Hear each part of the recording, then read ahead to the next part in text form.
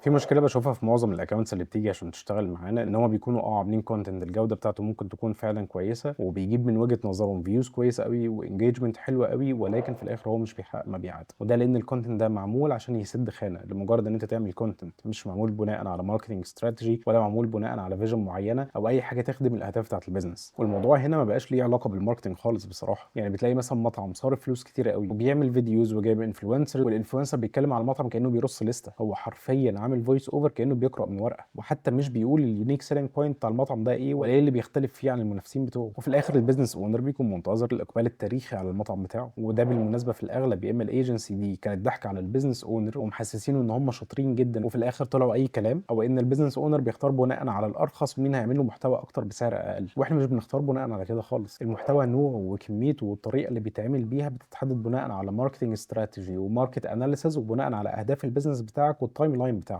ومش المفروض إن هو يكون عدد ثابت لأن احتياجاتك خلال الشهور بتختلف، فبلاش تبقى أنت صارف فلوس كتيرة جدًا على الbusiness بتاعك وتيجي تسترخص في جزئية الmarketing اللي هي تعتبر core function في الbusiness لأن ده وقتها ما اسموش توفير، أنا باشوفه قلة خبرة في الbusiness.